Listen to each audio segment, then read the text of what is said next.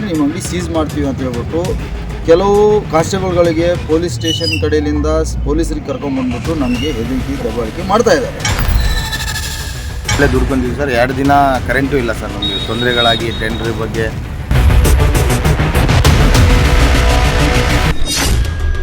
ಧಮ್ಕಿ ಹಾಕ್ಸೋ ತಹಶೀಲ್ದಾರ, ಉರುಸಿನಲ್ಲಿ ಭಾರೀ ಗೋಲ್ಮಾಲ್. ಹೌದು, ಇಲ್ಕಲಿನ ಹಜರತ್ ಸೈಯದ್ ಶಾ ಮುರ್ತಜಾ ಖಾದ್ರಿ 156ನೇ ಉರುಸಿನಲ್ಲಿ ಜೋಕಾಲಿ ಕರೆಂಟ್ ಅಂಗಡಿಗಳಿಗಾಗಿ ಕರೆದಿದ್ದ ಟೆಂಡರ್ನಲ್ಲಿ ಭ್ರಷ್ಟಾಚಾರದ ವಾಸನೆ ಇದೆ ಎಂದು ವಜೀಯ ಧ್ವನಿ ನ್ಯೂಸ್ ವಿಸ್ತೃತ ವರದಿ ಮಾಡಿತ್ತು. ಮುಂದುವರೆದ ಭಾಗವಾಗಿ ಉರುಸಿನಲ್ಲಿ ಅಂಗಡಿ ಮುಂಗಟ್ಟುಗಳಿಗೆ ಹಣ ವಸೂಲಿಯನ್ನ ತಹಶೀಲ್ದಾರ್ ಕಚೇರಿ ಮಾಡುತ್ತಿದ್ದು, ಅದರಲ್ಲಿಯೂ ಭ್ರಷ್ಟಾಚಾರ ಎದ್ದು ಕಾಣುತ್ತಿದೆ.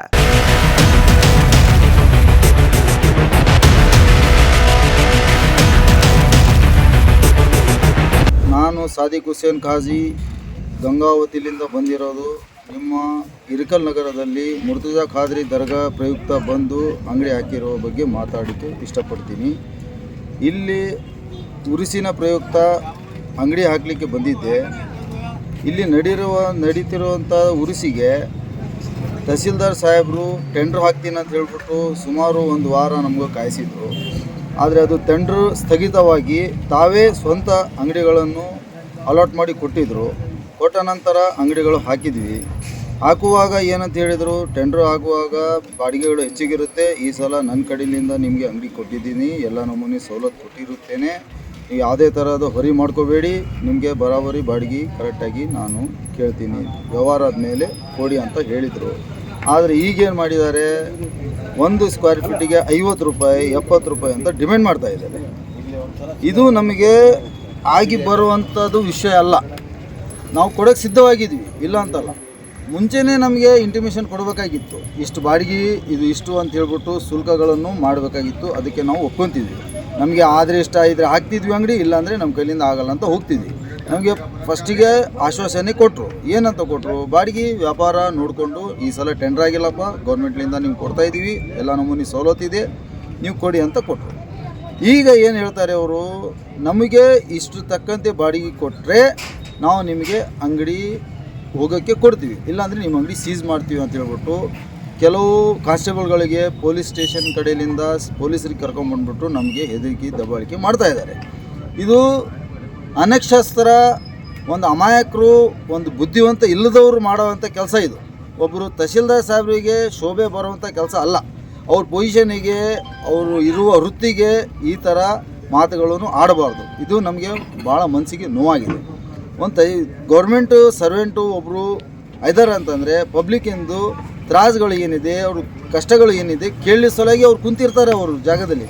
ಆ ಸ್ಥಿತಿಯಲ್ಲಿ ಕೂತಾಗ ನಾವು ಇದೇನಂತಾರಲ್ಲ, ಒಂದು ನಿಮಗೆ ಗಂಗಾವತಿ ಪ್ರಾಣೇಶ್ ಹೇಳಿರೋ ಮಾತು ಈಗ ಒಂದು ತಲೆಯಲ್ಲಿ ಬಂತು. ಇಷ್ಟು ಸೀರಿಯಸ್ ಪೊಸಿಷನಲ್ಲಿ ಯಾವುದೇ ಕಷ್ಟ ದೇವ್ರಿಗೆ ಹೇಳೋಕ್ಕೆ ಹೋದರೆ ದೇವರೇ ನಮ್ಗೆ ದುಶ್ಮನ್ ಆಗ್ಬಿಟ್ನಂತ. ಆ ದುಶ್ಮನ್ ಆದರೆ ನಾವು ಯಾರ ಮುಂದೆ ಕಷ್ಟ ಹೇಳ್ಬೇಕು ಹೋಗಿ? ದೇವರಿಗೆ ಅಲ್ಲ ಕಷ್ಟ ಹೇಳೋಕ್ಕೆ ಹೋಗ್ಬೇಕಾದ್ರೆ. ದೇವರೇ ನಮ್ಗೆ ಕೇಳಿಲ್ಲ ಅಂದರೆ, ನಮ್ಮ ತಹಶೀಲ್ದಾರ್ ಅಂದರೆ ಏನು, ನಮ್ಮ ತಾಲೂಕಿಗೆ ಒಂದು ಮುಖ್ಯಸ್ಥ. ಈಗ ಅವರು ನಮಗೆ ಏನೈತೆ ಅಂತಂದರೆ, ನೀನು ಕೊಟ್ಟಿಲ್ಲ ಅಂದರೆ ನೀನು ಅಂಗಡಿ ಸೀಸ್ ಮಾಡ್ತೀನಿ, ನೀನು ಸಾಮಾನುಗಳು ಸೀಸ್ ಮಾಡ್ತೀನಿ, ನಿನಗೆ ಮನೆಗೆ ಹೋಗೋಕೆ ಕೊಡೋಕ್ಕಿಲ್ಲ ಅಂತಂದರೆ, ನಾವು ದುಡಿದಿರೋಕ್ಕೆ ಒಂದು ಆಧಾರ ಇದೆ ನಮಗೆ ವೃತ್ತಿ. ಇದರಲ್ಲಿ ನಾವು ದುಡಿದಿಲ್ಲ, ನಾವು ಮನೆ ಇಲ್ಲ ಅಂದರೆ ಮನ್ಯಾಗ 2 ಅಕ್ಕ ತಂಗಿರು ಇರ್ತಾರೆ, ಅಣ್ಣ ತಮ್ಮರು ಇರ್ತಾರೆ, 4 ಮಕ್ಕಳು ಇರ್ತಾರೆ, ಎಲ್ಲರೂ ಇದ್ರ ಮೇಲೆ ಅವನಮ್ಮನೆ ಮನೆ ಇರೋ ಜೀವನ.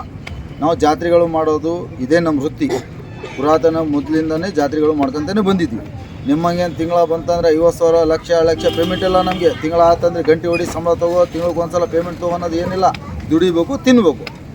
ಈಗ ಈ ವೃತ್ತಿಯಲ್ಲಿ ನಾನು ನಿಮಗೆ ಇಷ್ಟಕ್ಕೊಂದು ಬಾಡಿಗೆ ಕೊಡ್ಬೇಕಂದ್ರೆ ಸಾಧ್ಯ ಇಲ್ಲದ ಮಾತು, ಹೌದಾ?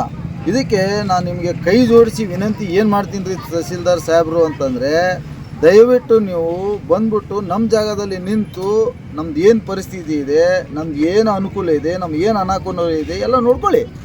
ಕೊಡೋಕ್ಕೆ ಸಿದ್ಧಾಗಿದ್ದೀನಿ. ನಾವು ಜಾತ್ರೆ ಮಾಡೋದು ನಿಮಗೆ ಎಕ್ಸಾಂಪಲ್ ಕೊಡಬೇಕಾದ್ರೆ, ಕೊಪ್ಪಳ ಗವಿಸಿದ್ದೇಶ್ವರ ಮಠ ಜಾತ್ರೆ ಸುಮಾರು ನಿಮ್ಮ ಜಾತ್ರೆಗಿಂತ 20-30% ಹೈಯೆಸ್ಟ್ ಅಂಗಡಿಗಳು ಕೂಡ್ತವೆ. ಅಲ್ಲಿ ಬಂದ್ಬಿಟ್ಟು ಜಾತ್ರೆಯಲ್ಲಿ, ನಿಮ್ಮ ಜಾತ್ರೆಯಲ್ಲಿ 15-12 ದಿನ ನಾವು ದುಡಿತೀವಿ, ಅಲ್ಲಿ 1 ತಿಂಗಳ ಕೊಡ್ತೀವಿ. 1 ತಿಂಗಳ ಕೂತ್ರೆ ಅಲ್ಲಿಗೆ ಎಷ್ಟು ಬಾಡಿಗೆ? 8,000, 8,500 ಪ್ಲಸ್ ಅದ್ರ ಜೊತೆಗೆ ಸವಲತ್ತು ಏನಿದೆ, ಅಲ್ಲಿ ನೀರಿನ ಸವಲತ್ತಿದೆ, ಬಾತ್ರೂಮ್ ಇದೆ, ಟಾಯ್ಲೆಟ್ ಇದೆ, ಲೇಡೀಸಿಗೆ ಫೆಸಿಲಿಟೀಸ್ ಇದೆ. ನಮ್ಮ ಫ್ಯಾಮಿಲಿ ಕರ್ಕೊಂಬಿಟ್ಟು ನಾವು ಜಾತ್ರೆ ಮಾಡ್ತೀವಿ ಅಲ್ಲಿ. ಕಾರಣ ಏನು? ಸೇಫ್ಟಿ ಇದೆ, ನಮಗೆ ಯಾವುದೇ ಥರದ ತೊಂದರೆ ಇಲ್ಲ.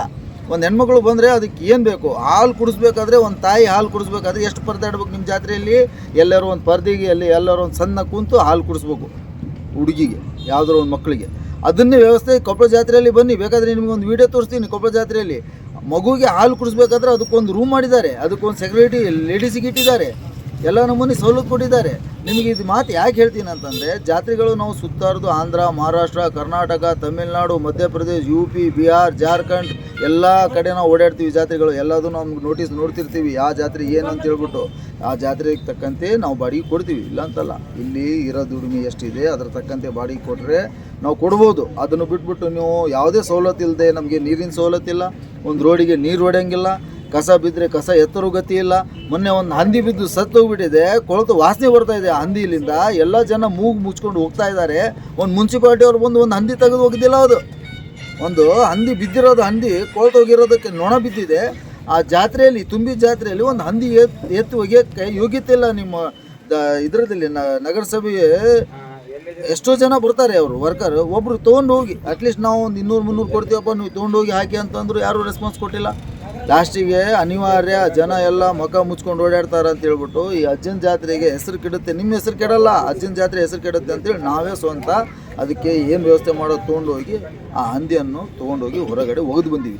ಈ ಹೇಳಿರೋದು ಎದಕ್ಕೆ ಉದ್ದೇಶ ಏನು, ನಿಮ್ಮಿಂದ ಯಾವ ಥರದ ಅನಾನುಕೂಲ ಆಗ್ತಾ ಇದೆ ಅಂತ ಹೇಳ್ಬಿಟ್ಟು ನಿಮ್ಗೆ ತಿಳಿಸೋದಕ್ಕೆ ಈ ಮಾತುಗಳನ್ನು ಹೇಳ್ತಾ ಇದ್ದೀನಿ. ಅದು ಬಿಟ್ಟರೆ ಅದಕ್ಕೆ ನಿಮಗೆ ಮನಸ್ಸು ನೋಯಿಸ್ಬೇಕು, ನಿಮಗೆ ಕೀಳಾಗಿ ಮಾತಾಡ್ಬೇಕು ಅನ್ನೋದು ನನ್ನ ಉದ್ದೇಶ ಇಲ್ಲ. ದಯವಿಟ್ಟು ನೀವು ಇದಕ್ಕನ್ನು ಪರಿಗಣಿಸಿ ಮಾಡಿಕೊಂಡು ಇದಕ್ಕೆ ಏನಾಗಿದೆ, ವ್ಯವಸ್ಥೆ ಏನು ಮಾಡಿದ್ದೀವಿ ನಾವು, ಯಾವ ಮಕ್ಕ ಹಿಡ್ಕೊಂಡು ಇವ್ರ ಹತ್ರ ಬಾಡಿಗೆ ಕೇಳಬೇಕು, ಯಾವ ಮಕ್ಕ ಹಿಡ್ಕೊಂಡು ಹೋಗ್ಬೇಕು ಅನ್ನೋದು ನಿಮ್ಗೊಂದು ಸ್ವಲ್ಪ ಪರಿಜ್ಞಾನ ಆಗಲಿ ಅಂತ ಈ ಮಾತು ಹೇಳ್ತಾ ಇದ್ದೀನಿ. ಹೊರತಾಗಿ ನಿಮ್ಮನ್ನು ಕೀಳು ಭಾವನೆಯಿಂದ ನಿಮಗೆ ಕೀಳಾಗಿ ಮಾತಾಡ್ಬೇಕಂತ ನನ್ನ ಉದ್ದೇಶ ಇಲ್ಲ. ದಯವಿಟ್ಟು ಬಂದ್ಬಿಟ್ಟು ಜಾತ್ರೆಯಲ್ಲಿ ಹೆಂಗಿದ್ದೀರಾ, ಹೆಂಗಿಲ್ಲ, ಯಾವ ವ್ಯವಸ್ಥೆ ಏನು ಮಾಡಿದ್ದೀರಾ, ಏನಿಲ್ಲ ನೋಡ್ಕೊಂಬಿಟ್ಟು ಅದರ ಮೇಲೆ ನೀವು ಬಾಡಿಗೆ ಕೇಳಿ, ಕೊಡೋಕ್ಕೆ ಸಿದ್ಧವಾಗಿದ್ದೀವಿ. ಇಲ್ಲಂತಲ್ಲ, ದುಡ್ದಿಲ್ಲ ಅಂದರೆ ಈ ಜಾತ್ರೆ ಇಲ್ಲ ಇನ್ನೊಂದು ಜಾತ್ರೆ ದುಡ್ಕೊಂತೀವಿ, ಅದಕ್ಕೇನಿಲ್ಲ. ಆದರೆ ಅದ್ರ ತಕ್ಕಂತೆ ವ್ಯವಸ್ಥೆ ಕೊಡ್ರಲ್ಲ. ಒಂದು ಕಸ್ಟಮರಿಗೆ ನಾನು ಯಾವುದೇ ಒಂದು ವಸ್ತು ಕೊಟ್ಟರೆ ತಾನೇ ಅವ್ನು ಬಂದು ದುಡ್ಡು ಕೊಡೋದು. ಅವ್ನಿಗೆ ನಾನು ಸರ್ವಿಸ್ ಕರೆಕ್ಟಾಗಿ ಕೊಟ್ಟರೆ ಅವ್ನು ನಾನು ಕೇಳಿದ್ದೆ ಅದು ಏನಿದೆ ಅದ್ರ ಬಿಲ್ ಪೇ ಮಾಡ್ತಾನೆ, ಇಲ್ಲಾಂದ್ರೆ ಅವನೇ ಪೇ ಮಾಡ್ತೇನೆ. ಆಫ್ಟರ್ ಆಲ್ ನಾನು ಅಂಗಡಿಕಾರ ಈ ಥರ ಮಾಡ್ತೀನಿ ಅಂದರೆ ಪಬ್ಲಿಕ್ಕಿಗೆ ಎಷ್ಟು ಅನಾನುಕೂಲ ಆಗ್ತಾ ಇದೆ ನೋಡಿ. ನೀವು ಒಂದು ಸ್ವಲ್ಪ ವಿಚಾರ ಮಾಡಿ. ಆಮೇಲೆ ಕರೆಂಟ್ ಬಿಲ್ ಬಂದ್ಬಿಟ್ಟು ಏನು ಮಾಡಿದ್ದೀರಿ ನೀವು, ಫಸ್ಟ್ನೇ ಸಲ ಉರುಸಿನ ದಿನ ಮೇನ್ ವ್ಯಾಪಾರ, ಆ ಉರುಸಿನ ದಿನ ಕರೆಂಟ್ ಕೊಟ್ಟಿಲ್ಲ ನೀವು ನಮಗೆ. ಕರೆಂಟ್ ಇಲ್ದ ಕತ್ಲದಲ್ಲಿ ವ್ಯಾಪಾರ ಅವತ್ತಿಂದೇ ಹೈಯೆಸ್ಟ್ ವ್ಯಾಪಾರ ನಮ್ದು 15ರಿಂದ 20 ಸಾವಿರ ರೂಪಾಯಿ ವ್ಯಾಪಾರ ಹೋಗ್ಬಿಟ್ಟು 3,000 2,000 ವ್ಯಾಪಾರ ಮಾಡಿದ್ದೀವಿ. ಈ ಸಲ ಉರ್ಸಿನ ಬಗ್ಗೆ ಹೇಳ್ಬೇಕಂದ್ರೆ ಪ್ರತಿಯೊಂದು ರೇಟ್ಗಳು ಜಾಸ್ತಿ ಆಗ್ಯಾವು.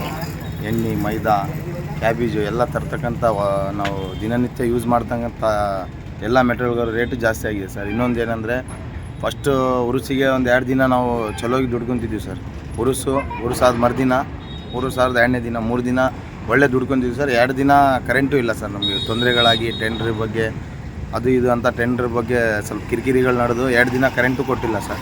ಆ ಕರೆಂಟಿಂದ ಒಂದು 2 ದಿನ ವ್ಯಾಪಾರ ಹೋಯ್ತು ಸರ್. ಆದರೆ ನಾವು ಕರೆಕ್ಟಾಗಿ ಒಂದು 12-13 ದಿನ ನಿಂದಿರ್ತಿದ್ವಿ ಸರ್ ಇಲ್ಲಿ ಇಲ್ಕಲ್ಲಲ್ಲಿ.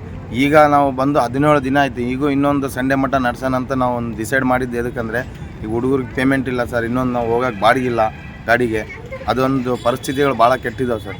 ಇನ್ನೊಂದೇನೆಂದರೆ ಬಾಡಿಗೆ ಕೇಳಿದ್ದು 17,000 ಕೇಳಿದ್ದಾರೆ ಸರ್. ನಮ್ಮ ಅಂಗಡಿದು ಒಂದೊಂದು ಫುಟ್ ಲೆಕ್ಕಕ್ಕೆ ಕೊಡ್ರಿ ಅಂತೇಳಿ ಹೇಳಿ ಆಮೇಲೆ 17,000ಕ್ಕೆ ಕೇಳಿದ್ದಾರೆ ಸರ್.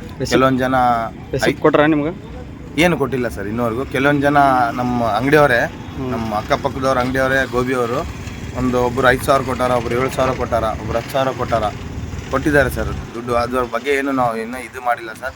ಬಂದು ಸಾಯಂಕಾಲ ಮಾತಾಡ್ತೀನಿ, ಅದೇನೈತೆ ಕ್ಲಿಯರ್ ಮಾಡಿ ಕೊಡ್ರಿ ಅಂತ ಹೇಳಿದ್ದಾರೆ. ಅಲ್ಲ ನಿಮ್ಗೆ ರಸೀದಿ ಕೊಡಬೇಕಲ್ಲ ಅವರು? ಇಲ್ಲ ಸರ್, ರಸೀದಿ ಏನು ಕೊಟ್ಟಿಲ್ಲ. ಎಲ್ಲ ಒಮ್ಮಕ್ಕಳೇ ಡಿಸೈಡ್ ಮಾಡಿ ನಿಮಗೆ ಏನೈತಿ ಮಾಡಿಕೊಟ್ಟು ಕ್ಲಿಯರ್ ನೀವು ಒಂದು ಕುಂತ್ಕೊಂಡು ಮಾತಾಡ್ರಿ, ಇಷ್ಟಂತ ನಿಮ್ಗೆ ಅಮೌಂಟ್ ಹೇಳ್ತೀವಿ, ಅಷ್ಟು ಕೊಟ್ಟ ಮೇಲೆ ನಾವು ರಿಸಿಪ್ಟ್ ಕೊಡ್ತೀವಿ ಅಂತ ಹೇಳಿದ್ದಾರೆ ಸರ್. ಸರ್ ಕರೆಂಟ್ ಬಿಲ್ ಬಂದು ಒಂದು 2 ದಿನ ಕರೆಂಟ್ ಇದ್ದಿಲ್ಲ ಸರ್. 3ನೇ ದಿನ ಕಲೆಕ್ಷನಿಗೆ ಬಂದರು ಸರ್. ತಹಸೀಲ್ದಾರ್ಗೆ ಸಂಬಂಧಪಟ್ಟಂಥ ಅಧಿಕಾರಿಗಳು ಬಂದಿದ್ದರು ಸರ್. 3ನೇ ದಿನ ಬಂದು ಕರೆಂಟಿಗೆ ಅದೇನೈತಿ ವಸೂಲಿಯನ್ನು ಮಾಡಿದರು ಸರ್. ಒಂದು ಅಂಗಡಿಗೆ 800 ಇಸ್ಕೊಂಡಾರೆ ಸರ್, ಒಂದು ಅಂಗಡಿಗೆ 400, ಒಂದು ಅಂಗಡಿಗೆ 500 ಹಂಗೆ ಎಲ್ಲ ಇಸ್ಕೊಂಡಿದ್ದಾರೆ. ರಿಸಿಪ್ಟ್ ಇನ್ನೋವರೆಗೂ ಏನಿಲ್ಲ ಸರ್. ಅದಕ್ಕೂ ರಿಸಿಪ್ಟ್ ಕೊಟ್ಟಿಲ್ಲ? ಇಲ್ಲ ಸರ್, ಅದಕ್ಕೂ ರಿಸಿಪ್ಟ್ ಇಲ್ಲ ಸರ್. ಬರ್ತಾ ಏನು ಮಾಡಿದ್ರು, 300 ಇಸ್ಕೊಂಡ್ರು, 700 ಇಸ್ಕೊಂಡ್ರು, 500 ಇಸ್ಕೊಂಡ್ರು, ಒಂದೊಂದು ಕಮ್ಮಿ ಮಾಡ್ಕೊಂಡು ಹೋದ್ರು ಸರ್. ಯಾರು ಡೈಲಿ ಸರ್. ಯಾರು ತಹಸೀಲ್ದಾರ್ ಸಿಬ್ಬಂದಿ ವರ್ಗದವ್ರು ಬರ್ತಾರ? ಹಾಂ, ಸಿಬ್ಬಂದಿ ವರ್ಗದವರು ಸರ್. ತಹಸೀಲ್ದಾರ್ ಸಿಬ್ಬಂದಿ ವರ್ಗದವರು, ಅದಕ್ಕೆ ಸಂಬಂಧಪಟ್ಟಂಥ ಅಧಿಕಾರಿಗಳು. ನಮ್ಮದು ಗೋಬಿ ಮಂಜೂರಿ ಕಂಪ್ನಿ ನಮ್ಮದು. ಓಕೆ, ವರ್ಷ ಬರ್ತೀರಾ? ಹಾಂ, ವರ್ಷ 28 ವರ್ಷ ಆಯ್ತು ರೀ ಊರಿಗೆ ಬರೋಕ್ಕೆ. ಬಿಸ್ನೆಸ್ ಯಾವ ಥರ ನಡೀತೈತಿ? ವರ್ಷ ಚೆನ್ನಾಗಿ ನಡೀತು ರೀ. ಹೋದ ವರ್ಷ ಟೆಂಡರ್ದಕ್ಕೆ ಕೊಟ್ಟಿದ್ವಿ, ಚೆನ್ನಾಗೈತಿ. ಈ ವರ್ಷ ಉರ್ಸ್ ದಿನ ವ್ಯಾಪಾರ ಇಲ್ಲ, ಕರೆಂಟ್ ಕೂಡ ಇದ್ದಿಲ್ಲ. ನಾವು ಹಿಂದಿನ ದಿನ 2 ದಿನ ಮುಂಚೆಗೆ ಬಂದು ಅಂಗಡಿ ಹೊಡಿತಿದ್ವಿ. ಈ ಸಲ ಏನಾಗೋದಕ್ಕೆ ಜಾಗ ಕೊಡಲಿಲ್ಲ, ಮತ್ತು ಅವರು ಇದು ಮಾಡಿದಕ್ಕೆ ಮತ್ತು ಪೆಂಡಲ್ ಹಾಕ್ಸಿದ್ವಿ. ಅದಕ್ಕೊಂದು 15,000 ರೂಪಾಯಿ ಲಾಸ್ ರೀ ನಮಗೆ. ಮತ್ತು ಅಂಗಡಿ ಹೊಡಿಯೋಕೆ ಒಂದೇ ದಿನದಾಗ ಆಗಲ್ಲ ರೀ ನಮಗೆ, 2 ದಿನ ಬೇಕು ರೀ ನಿಮಗೆ. ನೀವು ಎಷ್ಟು ಬಾಡಿಗೆ ಕಟ್ಟಾಗ್ತೀರಿ ಇವಾಗ? ಈಗ ಅವರು ಫೀಟ್ ಲೆಕ್ಕ ಕೇಳಿದ್ರಿ. ಫಸ್ಟ್ 50 ರೂಪಾಯಿ ಹೇಳಿದ್ರು, ಲಾಸ್ಟು 45 ರೂಪಾಯಿ ಅಂತಂದ್ರಿ. 25/20ಕ್ಕೆ 25,000 ರೂಪಾಯಿ ಹೇಳಿದ್ರಿ, 22,000 ರೂಪಾಯಿ. ಅಷ್ಟು ಆಗಲ್ಲ ಸರ್ ಅಂದ್ವಿ ನಾವು. ಈಗ ಅವ್ರು ಎಲ್ಲ 10 ಕೊಟ್ಟಿದ್ರಿ, ನಾವು 7,000 ಕೊಟ್ಟಿವಿ. ಇನ್ನು ಉಳ್ಕಿದ್ದು ಈಗ 17,000ಕ್ಕೆ ಬಂದಾರೆ ಅವರು.